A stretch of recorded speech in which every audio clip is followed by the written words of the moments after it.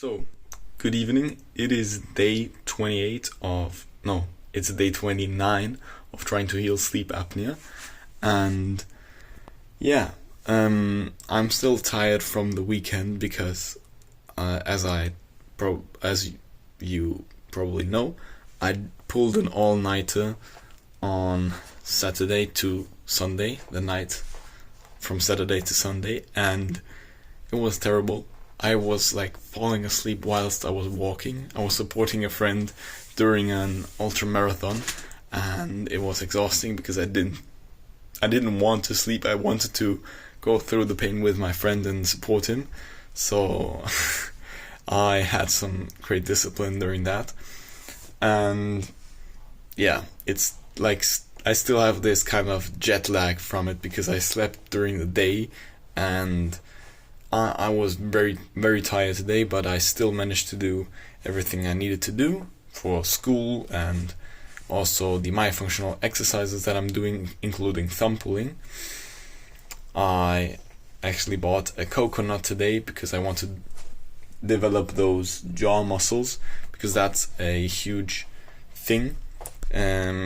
Most people have a jaw that's way too weak, and that's therefore their jaw falls back like this, especially during sleep, which causes and adds to sleep apnea. It's actually one of the biggest causes, that your jaw falls back and therefore also your tongue falls back, blocking your airway, causing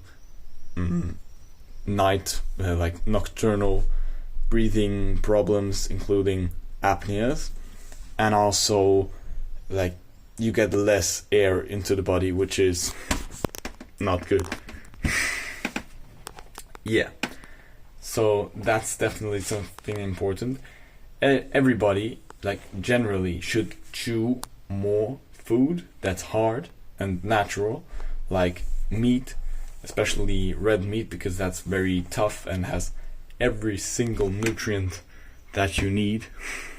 Actually, like, red meat is the most nutrient dense food there is, and sadly it has gotten a bad look from the studies that were done by Ansel Keys and the sugar industry in the last 50 years, or most of those studies are like so outdated.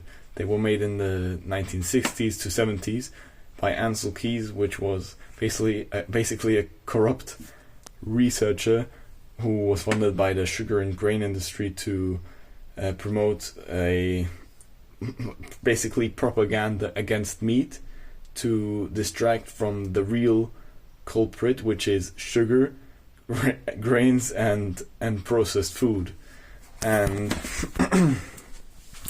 that's why you might believe that red meat is unhealthy, whilst it's basically the most healthy food on this planet. We have been eating red meat for millions of years. It's the base of our survival.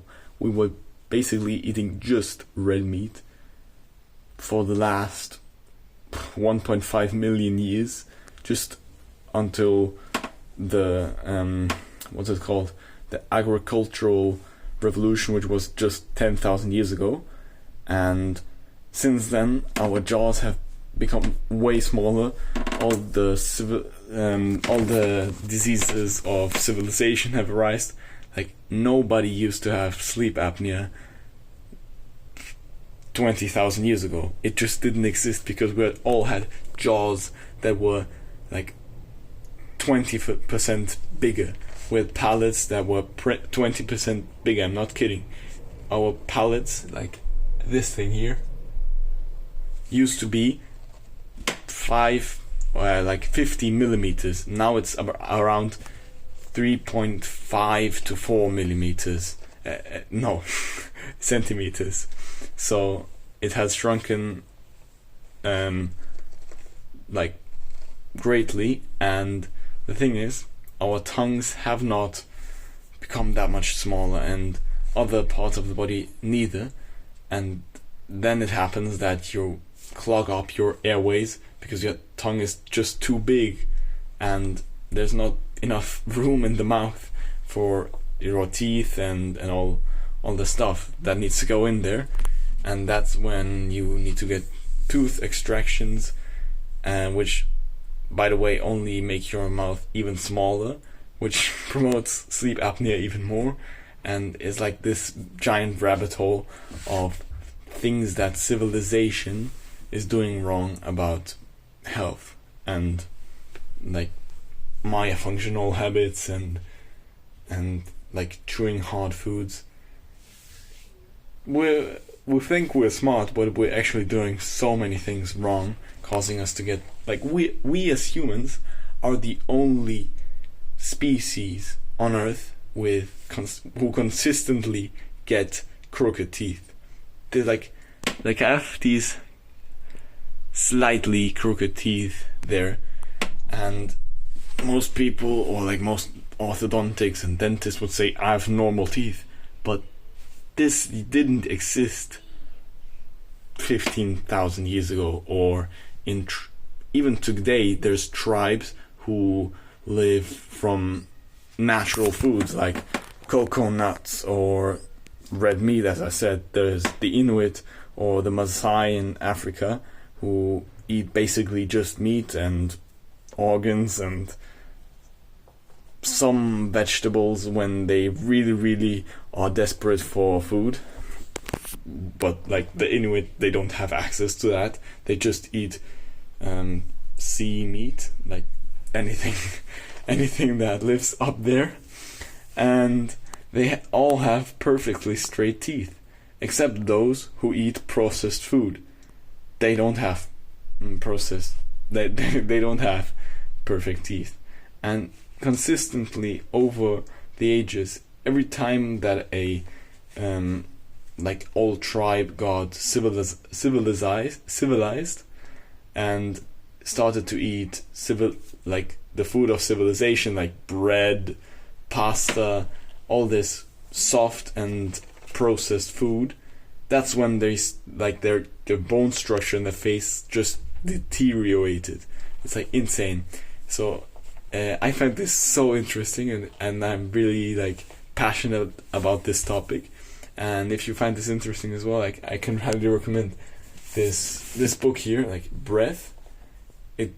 It's like a pretty short read, just like 200 pages, very entertaining, and goes all about the history and science of breath, basically, and why we have deviated so much from our natural way of breathing, and why we as humans are the only species with like sleep apnea and all these civilization diseases.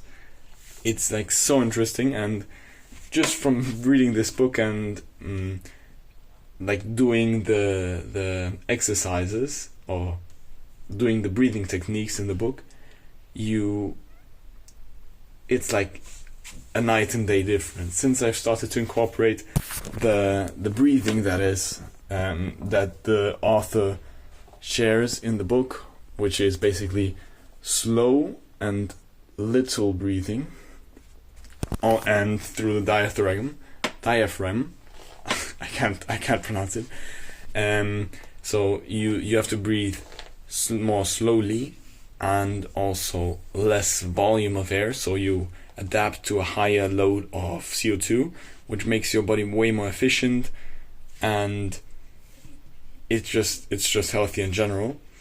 It puts you in a parasympathetic state, and it's just the way we were meant to breathe. We were not meant to breathe through our mouths like 20 reps per minute,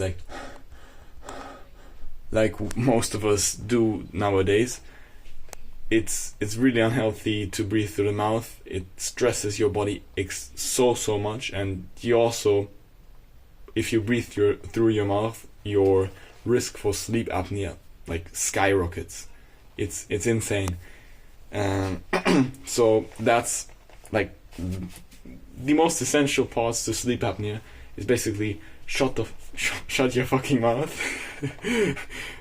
It's not like meant in the bad way, but you have to close your mouth and breathe through your nose. And most people who have sleep apnea, if they just consistently breathe through their nose for weeks, or just only breathe through their nose, they will very, very quickly start to heal their sleep apnea, because they're snoring at night, and that's caused by mouth breathing. And yeah, a whole lot of interesting thoughts that I'm sharing today, and yeah, I think my structure of the videos is becoming a bit better, but there's still like some randomness to it. But I think that's part of the game. Most, like, everybody who starts to make YouTube videos starts out like this, and with like chains of thoughts that are like this, going all around everywhere. And yeah, I'm gonna improve the quality, and hope that you like this video. I'm sorry for like a bit of the randomness where I suddenly stop explaining something. And yeah, that's pretty much it. And if you liked this video, found it interesting, and got some insights, then yeah, follow me on this journey of healing sleep apnea, improving my health, and changing my and possibly your life. Let's do this. Goodbye.